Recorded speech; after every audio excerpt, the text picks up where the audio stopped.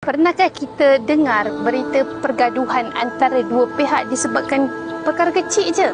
Dek kerana tidak mampu menahan marah, akhirnya berlaku pertumpahan darah. Saya nak kongsi dengan tuan-puan sekalian tentang satu hadis yang diriwayatkan oleh Abu Hurairah radhiyallahu anhu. Pada satu hari, ketika Abu Bakar duduk bersama Rasulullah SAW, ada seorang lelaki ni datang kepada mereka ni, dia memaki hamun Abu Bakar. Apa respon Abu Bakar ketika itu? Kali pertama Abu Bakar diam. Rasulullah SAW pun diam. Maka untuk kali keduanya, lelaki tersebut dia tak puas hati lah lagi. Maka dia maki lagi sekali Abu Bakar. Apa respon kali kedua Abu Bakar lakukan? Abu Bakar ketika itu balas makian itu kepada lelaki tersebut.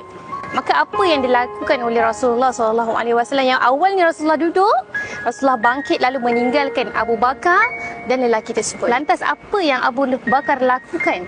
Abu Bakar pergi ke Rasulullah SAW. Kemudian Abu Bakar bertanya kepada Rasulullah, "Wahai Rasulullah, ketika kali pertama lelaki tersebut maki aku diam dan engkau diam. Kali kedua lelaki tersebut maki aku balas dan engkau berlalu pergi. Kenapa ya Rasulullah?" Apa yang dijawab oleh Rasulullah SAW, tuan-puan? Rasulullah SAW kata, ketika kali pertama engkau diam, malaikat menghimpunkan makian itu kepada lelaki tersebut. Tapi kali kedua engkau membalas makian tersebut, malaikat berlalu pergi, yang datang adalah syaitan. Jadi aku, iaitu Rasulullah kata, dan aku tak nak duduk bersama dengan syaitan. Jadi tuan-puan yang dirahmati Allah Subhanahu Wa Taala, Rasulullah mengatakan lagi selepas itu, "Wahai sahabat, ketahuilah orang yang bersabar, Allah bersama dengan mereka.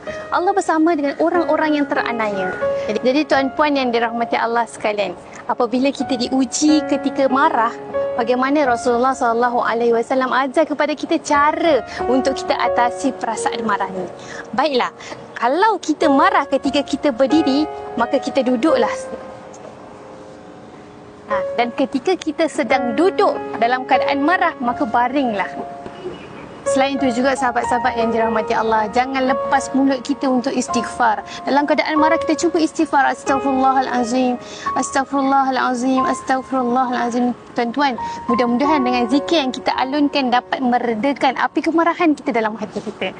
Jadi tuan-tuan yang dirahmati Allah Subhanahu Wa Taala, Rasulullah SAW mengatakan orang yang menahan marah ini, Allah redha terhadapnya, dan makam di sisi Allah amat tinggi buat orang yang berjaya menahan api kemarahannya. Wallahu a'lam.